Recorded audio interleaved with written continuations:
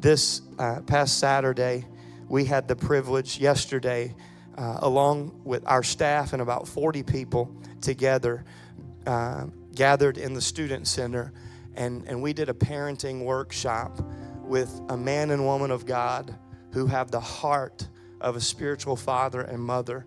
Pastor Galen and Kay Woodward have been at Citizens Church in Albuquerque, New Mexico for over 40 years. They've been married for 44 years together. And just about 5 years ago, they passed the lead pastor role off to their son, Dustin. And that church that they grew to about 1,500, moved into a new building and grew to about 3,000, is now about 5,000 strong with three different campuses across two campuses across New Mexico and one in Maui, Hawaii. This man, over the last year, has become very much a spiritual father, a part of a consulting network that we joined to not just implode when we move into this new building, but to watch God expand his kingdom through what he's called us to do. Church, would you please welcome our pastor, Galen Woodward, to the pulpit this morning. Thank you, buddy. Thank you. Well, good morning, New Hope. It is so good to see you guys, and I have looked forward to this moment for a long, long time. While driving into this property this morning, seeing this new building, that is absolutely epic. And I mean, it is a statement to this community. Everyone that drives by, no doubt they're looking. And it's a statement of saying, truly, this is new life in this place, bringing new hope to people. And it is an amazing thing that you're accomplishing. Pastor Chris, when you went through that synopsis of what you guys have done in the last few years, it verifies what I say to my wife every time I get off the phone with you. Pastor Chris and Megan are some of the best young leaders in our country today. You need to give them a big, big hand. These guys are exceptional.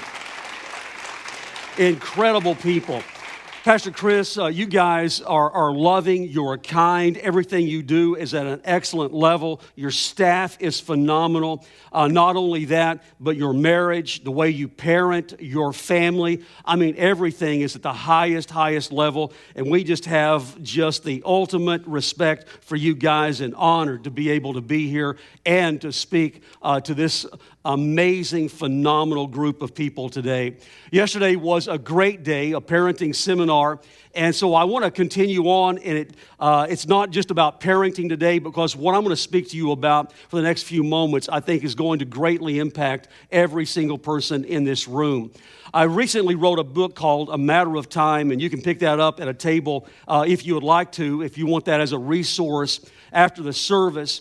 But I wrote this, and the premise of the book is that we cannot afford to just raise kids in our homes any longer, not in this culture and not in this environment. But we have to shift our mentality that we're going to raise leaders. Because if you're like me, I do not want to send my kids to middle school or high school and where they are following their peers. But I want their peers following my kids because they are leading the way. And so I believe that we can have a major impact. The reason why I wrote the book is because of a statistic that has absolutely haunted me for years. And this is the statistic that 75% of our church kids that are in church every single week, that when they graduate and they go off to a secular university, 75% of our church kids are walking away from God, walking away from the church. That means that last year, 1.1 million church kids walked away from their faith, walked away from the power of their baptism, and we are losing the battle. But don't you know that today we can start regaining ground and we can win the battle again? We just need to change our mindset.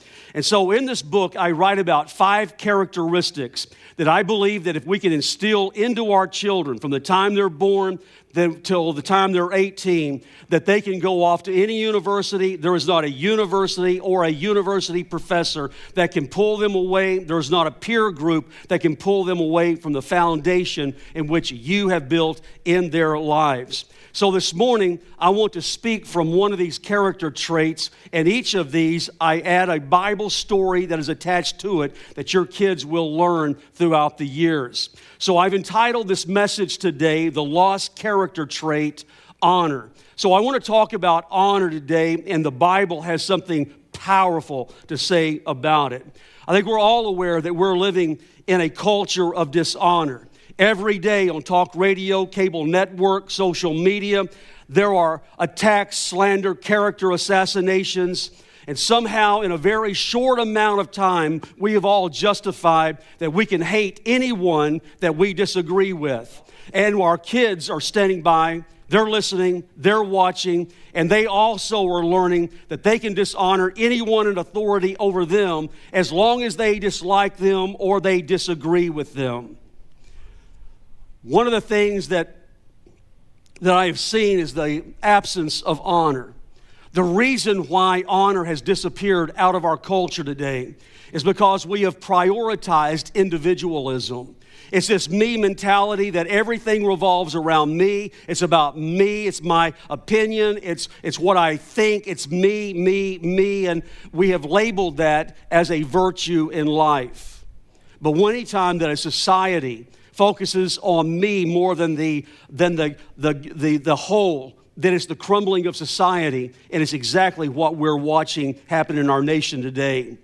When I was writing this chapter on honor, on Sunday mornings, I would go out into our atrium, and I would just pick random people, and I would say, hey, I'm writing on a topic of honor, and I want to see if you can help me. I want to ask you a question.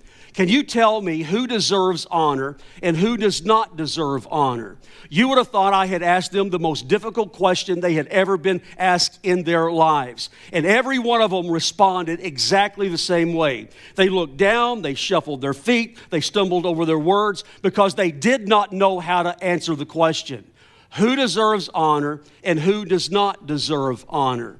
Now let me ask you a question this morning. When you think back into your past, what person, who is it that stands out above anyone else in your memory of the past? But let me tell you who you probably don't remember. You probably don't remember the names of the last 5 Miss Americas. You probably don't remember the names of the last 5 Academy Award winners. And you probably don't even remember the names of the last 5 most valuable players in the NFL. And isn't it interesting how quickly that we forget people who have done extraordinary things in life, and yet we cannot remember their names? But let me tell you who you do remember. You remember the person that helped you in a time of need. You remember the name of the person who led you to Christ. You remember the name of the person who believed in you when no one else would. And the reason why is because they honored you. And anytime someone honors you, honor will burn such a deep impression into your memory that action and their name will never, ever be forgotten. And if there is something that is so powerful, is that it burns such an impression into our memory, then I want to understand biblically what this gift is that God has given to us. In Matthew chapter 20 and verse 28, it says the Son of Man, and of course, here it's talking about Jesus. The Son of Man did not come to be served, but to serve. You see, serving and honoring are synonymous. You cannot separate the two. When you serve someone, you're honoring them. When you honor someone, you're serving them. And honor is to find value and worth in someone. And then the Bible lays out for us very plainly the people that we are to honor. And it lays out these 10 people groups, and this is what we find in the Bible, that we are to honor one another, our parents, our children, and our wives. We are to honor our husbands, the elderly, widows. We are to honor elders, pastors, bosses, and the emperor. Now, I want you to notice that in these 10 people groups, there's no ifs, ands, or buts. There's no escape clauses. These are the people that we are to show honor to. Now, Peter, in one of his writings and one of his teachings, he addresses honor. And he says this in 1 Peter 2:17. He says, show proper respect to everyone, love the family of believers, fear God, and honor the emperor. Now, I want you to look at this again. Show respect to everyone, love fellow believers, fear God, and then this last sentence, he throws in, honor the emperor. When I read it, it feels like it's out of step, that he was just trying to add one more line, so he throws in the emperor. It kind of feels random, but it's not random. It was extremely intentional that he wrote that. Let me give you the historical background of what was happening. Nero was the emperor of their day. Nero was a perverted, twisted madman that was putting thousands of Christians to death. Not only did he want to execute them, but he wanted to put them through the most torture that he creatively could think through, entering into death. And it's unimaginable that Peter stood in front of a crowd of people like I'm standing in front of you, and he's telling them to honor the emperor. How would you feel? And this would be very likely during that time. Is that your own mother had been dragged out of her house for no other reason but declaring Jesus Christ as Lord and God. And they beat her severely. Then they nail her to a cross and pour hot tar all over her body. Then they lift up the cross and they set it on fire, using her as a human torch to light one of Nero's drunken parties. And it is absolutely absurd that Peter would say something along these lines. Absurd, it's unreasonable, and it still feels unreasonable in 2024. Here we are about to go into another presidential election. We're 1 month away from voting, and every year we all say this, that the presidency and politics has become more polarizing than it has ever been in the past. And what Peter was saying is, it doesn't matter who the leader is. If it's President Bush, President Obama, President Trump, President Biden, we are to honor those that are in authority. But here's the biblical tension, is that we are to honor them, and yet we have the right to disagree and strongly disagree with their decisions and their policies and their moral standings. One of my favorite holidays is Thanksgiving. There is something about Thanksgiving that I love so much. And I think it's just that day of family coming together. Kay fixes one of the best Thanksgiving meals that you could ever possibly dream of. All the food is laid out on the table, my favorite food all year long. And then sitting at the table, what I love so much is that the people I love the most in the world are gathered around me, and you can sit at the table and there's laughter and everyone is enjoying being together and the conversation is great.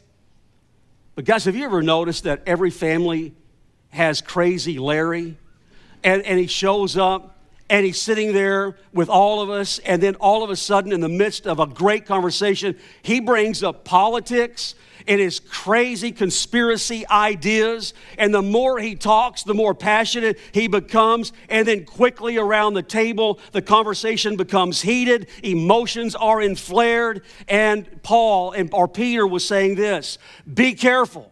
Don't allow people like that to pull you into conversations, because anger and hating and defaming is the culture of the world, and it is not the culture of the believer. So here's the biblical mandate when it comes to honor. Biblically, we are to honor all people regardless of their behavior. Guys, that's a hard pill to swallow. That's hard for us to understand. Because what we want to say is, I would honor my father if he deserved to be honored.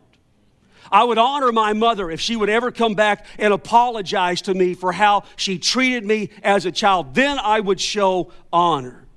But the person standing in front of you, They may be anti-God, anti-church, anti-religion, anti-everything that you stand for. And you do not respect them whatsoever. And yet it's at that moment you have to shift from natural eyes to spiritual eyes and realize the person in front of me, no matter what they have done, what they have said, that they have been formed, created, and designed in the image of God. And when God created them, it says, and He crowned them with glory and honor, meaning that they are the crown jewel of His creation. And we honor all people, regardless of their behavior, because we have the ability to look beyond bad behavior to one who was knitted together in their mother's womb, who is fearfully and wonderfully made. And we value what God values, and we see what others do not see. Our youngest son, Brandon, and his wife, Delaney, and their 3 kids, 3 years ago, they planted a church in Washington, D.C., and so with our 3 youngest grandchildren, we go to D.C. as much as we possibly can. And we love going there and seeing all of the sights, sightseeing and walking the streets. One of their main forms of transportation is their metro. It's like their underground subway system. So as you're walking the streets, you'll see the metro sign, and then you'll go down a long flight of stairs to the underground. As you're going down, you'll pass many homeless people asking for money. As you get to the bottom and down in the chambers below, many times people will bring instruments with them, find their place up against a wall, open up their music case, lay it out in front of them, and they'll start playing music, hoping that as you walk by, you'll enjoy the music and you'll throw a few coins into the music case. On one day, there was a man who came into the metro, found his place up against the concrete wall, took out a violin, laid his case out in front of him, and started playing for the next hour and a half. People walking by would stare and listen to the music. A child might stop for a few moments, then quickly pulled on by their parent. There might be a few people that would stop by and enjoy the music and just threw a few coins in the music case, just merely out of sympathy for the man. But this man that day was no beggar, but he was the renowned musician Joshua Bell. The violin in which he played that day was valued at $3.5 million. He played in the Boston Theater 2 nights before. He brought in over $500,000 in ticket sales. And when he finished that concert that night in Boston, the people came to their feet, applauding and cheering, standing ovation. And they continued to applaud and cheer until Joshua Bell came back out and played one more song for them. But on this day in the subway, after an hour and a half, he reached down and collected a mere $32, put his violin away, snapped it shut, and he walked out of the metro. As he walked away, there was no recognition. No one recognized him. No one noticed. And no one valued the magnificent music that had been played there that day. That same scenario plays out in our lives every day on the sidewalk of life as we are passing by hundreds of people. And many times people that are the lowest of the low. And yet as we pass by them, we never notice, we never recognize, and we never value the seed of greatness that God has placed in them. For even the lowest of the low, when we gaze upon them, we recognize that they are the crown jewel of God's creation. You see, what we do not respect, we do not honor. The Apostle Paul also jumps in on this teaching of honor. And what he does, and parents, if you have kids, I want you to listen to this because this is one of the most phenomenal teachings on parenting you will ever hear. Here he's talking about 2 aspects of leadership development for our children. Again, we're wanting our children to be leaders. It feels like every time we talk on parenting, that we always go to this one verse, Ephesians chapter 6, starting with verse 1, where it says, "Children, obey your parents in the Lord, for this is right. Honor your father and your mother." As many times as I have heard this being taught, I don't know if I have ever heard anyone teach it on the fullness of what this passage really means. Because every single time we focus on obedience, and most parents know the value of obedience, they're able to teach their kids obedience, but rarely do we ever teach honor, the other word that is mentioned in this passage. Let me give you the definition of obedience. Obedience is an act of the will. It's doing what someone says. It's following directions. Now, let me give you an example of this. How many times have you watched your kids walk through the house, and as they're walking through their bedroom, they're stepping over dirty clothes all over the floor.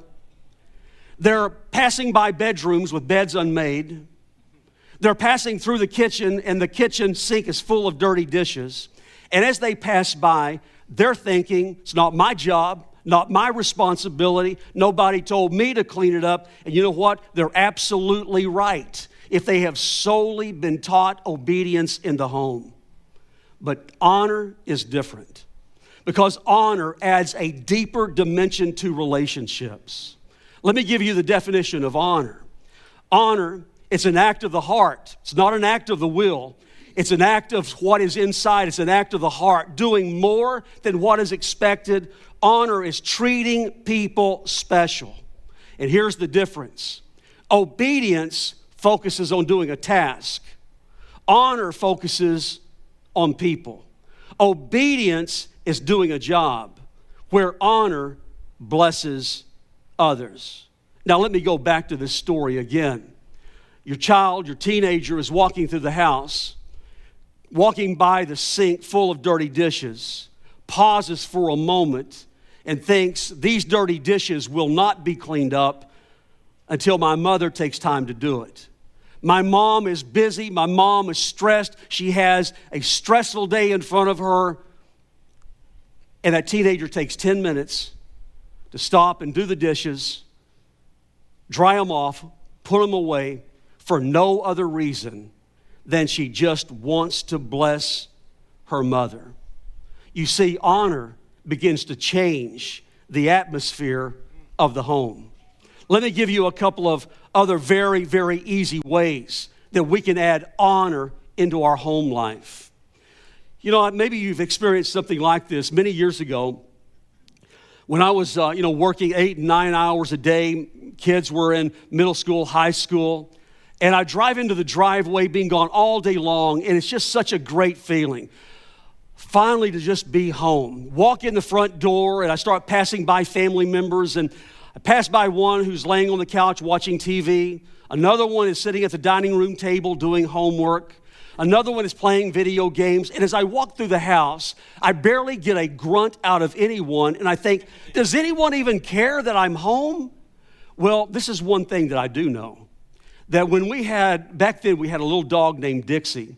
And the moment I opened that door to step in, Dixie, it didn't matter where she was in the house, she came running, leaping, barking, and she was so excited that I was home, and she was running around in circles, and I couldn't help myself. Every time I would kneel down and I would rub her head and I would talk to her, and it just made me feel so good. Now, I know that dogs can overdo it, because a little while later I can go into the kitchen and sack up the trash and take it out the front door, go out to the side of the house, throw it into the dumpster, and then I've only been gone 5 minutes, but I open the door and it's the same scene again. She comes leaping, jumping, barking, so glad that I've walked into the door. Well, what if we took a lesson from our family dog, what I call the canine principle, and where we just say to our family, we're going to set a new rule in our home. That when someone has been gone all day long, they've been at work all day, they've been at school all day, that our new rule is we're going to take a 30-second break from whatever we're doing, and we're just going to get up and greet them at the front door, throw our arms around Dad and say, Dad, glad you're home. You know, as mom walks in, throw your arms around her and say, Mom, glad you're home. We missed you. Man, we're just looking forward to spending some time with you, and then go back to doing what you were doing. But guys, if you try to implement this and you have teenagers in your home, they're going to make this awkward, because that's just what teenagers do. They make everything awkward, because they're going to drag themselves off of the couch. They're going to shuffle their way to the front door, throw open their arms and say, Dad, give me a big hug so I can go back to watching TV again. But if you can just keep it going, keep it going, keep it going, it becomes lifestyle. It becomes who we are. And what it does slowly is starts ripping out that me mentality out of us, that life is all about me and me and me. And things begin to change. Here's another great way that you can add honor into your home. And no doubt some of you have already done this, but this is an amazing thing to do, is take the time to write out a family mission statement. And I want to read you our family mission statement. This is how it reads. We believe being a Woodward is special. We're not just out for ourselves. We work as a team. When a job needs to be done, the Woodward team pulls together. We work hard to clean up the house, to do yard work, to share in any needs and responsibilities, because we are a team. And when you simply print that out, frame it and put it on your wall, it becomes a standard of identity that every family member knows that we are a team and we stand together. That in this family, name-calling, belittling, agitating, hitting, screaming is absolutely not permitted, because it's a violation of who we are. And moms and dads, say it clearly and say it often, that in this house, we respect and we honor one another. And parents, don't ever fall into the deception of thinking that your kids one day will grow out of their negative behavior, because they will not grow out of negative behavior, but they will grow more entrenched into it, and they will take it into adulthood, they will take it into their marriages, and they will take it into the lives of their children. If you're taking notes this morning, write down this phrase, that we need to teach our children that we are second mile people. We are second mile people. Let me explain it this way. In ancient Rome, one of the great marvels of Rome was their road systems. They had over 50,000 miles of roads. Every time they conquered a new city or a new territory, they immediately built roads from there all the way back to Rome. Today, when you hear the phrase, all roads lead to Rome, it's not just some empty phrase, but it was a reality. These Roman roads were sophisticated roads. Every mile, there was a tall white stone marker that told how far you had traveled and how far it was to the next city. During the time of Christ, the Romans implemented a new law. Anyone traveling on a Roman law, if you were a citizen of Rome, you had the right to ask a non-citizen to carry your heavy load for 1 mile, but 1 mile only. And the Jewish people hated this law. They despised it. They were embarrassed by it, because every time they got out on the road carrying all of their own luggage, a Roman would say, now I want you to carry mine for the next mile. Now they're carrying a double load, and they would carry it to that next white marker, and then they would drop the Romans' things in the dust and walk away with disgust and anger and embarrassment. Jesus, on one occasion, addressed this law. The most famous sermon that he ever preached, on the hillside of Galilee, he addresses this. And in Matthew 5:41, he says, if anyone forces you to go 1 mile, go with them 2 miles. Now, Jesus is talking about the very thing, this huge crowd of people, the Sermon on the Mount. He's talking about the thing that they hated more than anything else. And Jesus is saying, do it. And then add one more mile to it. Because my followers have a different mindset than that of the world. It separates us from everyone else. Because when you begin to do what no one else does, then people begin to look in your direction. They begin to take notice. They see you as different, as rare. Your actions are attractive. And what happens is it gives you a platform of leadership and influence that you otherwise would not have had. So again, the first mile is just simply the mile of obedience. The second mile is the mile of honor. The first mile is the action of common people. But the second mile is the action of a rare few. If you remember when I started, I said that there were 5 character traits, and there is a Bible story attached to each one. This is the Bible story attached to honor. In 2 Samuel, David had just killed Goliath, and it threw him into an instant hero. They paraded him into Jerusalem, and they sang his praises and sang his name. And King Saul was so taken by this 17-year-old kid that he invited him to live in the palace with he and his family.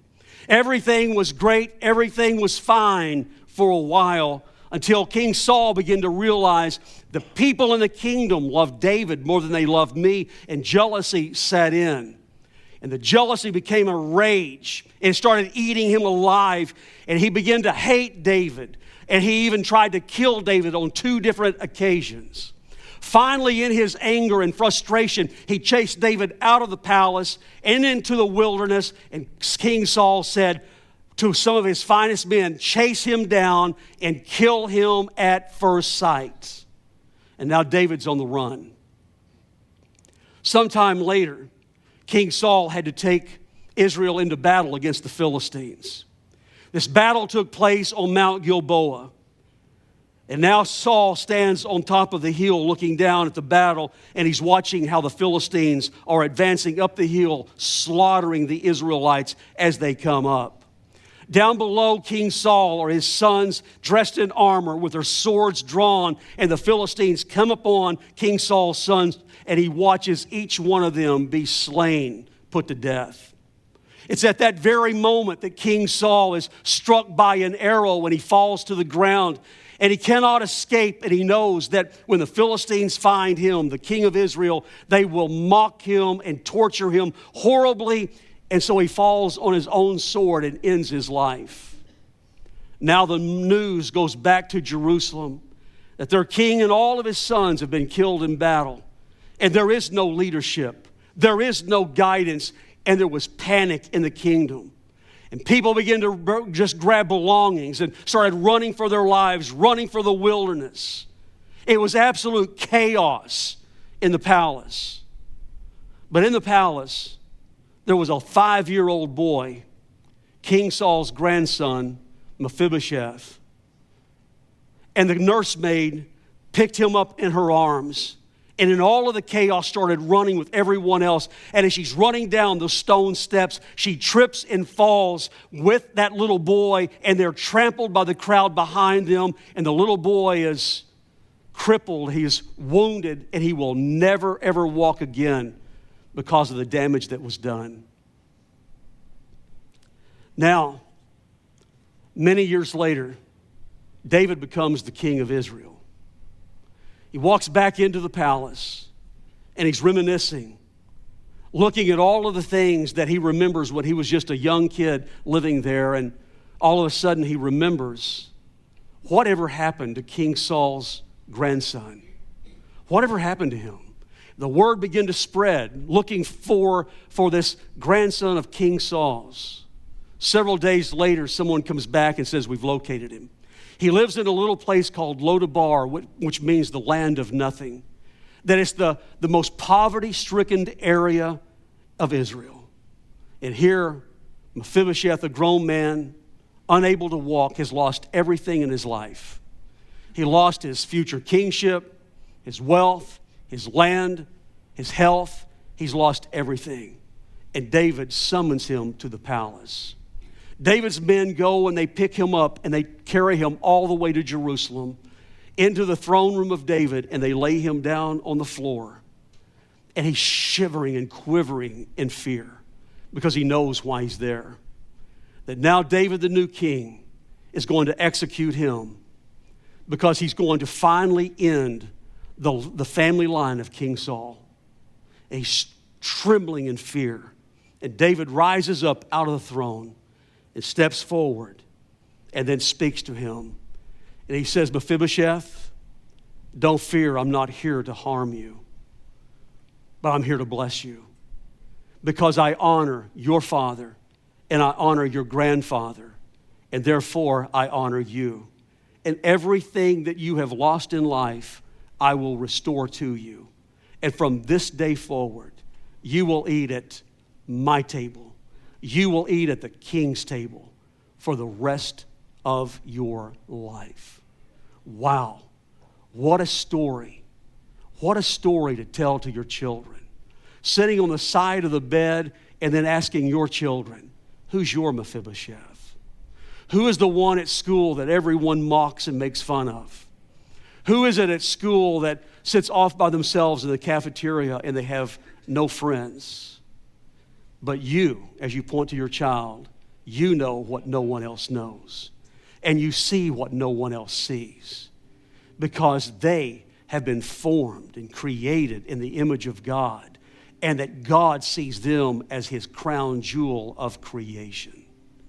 You see, honor, when it starts operating inside of us, it changes everything. Because it's not about a duty, but it's about a heart of wanting to bless others. Again, it has nothing to do with behavior, but it has everything to do with they are the creation of the Almighty God, and what he honors, I honor. Hey, thank you so much for joining us today for New Hope Online. Our vision here at New Hope is to meet people and grow closer to God together. So we value your engagement to our online experience, and we look forward to meeting with you and connecting with you in person in the future. If you go to eunischurch.com, we have a Connect card tab where you can fill out a Connect card so that number one, we can simply connect with you, and number two, we can help resource you to become the person that God has called you to be. We're so excited that God is meeting you where you are, and we believe that God has more for you. We would love to see you in the future. Thanks for tuning in.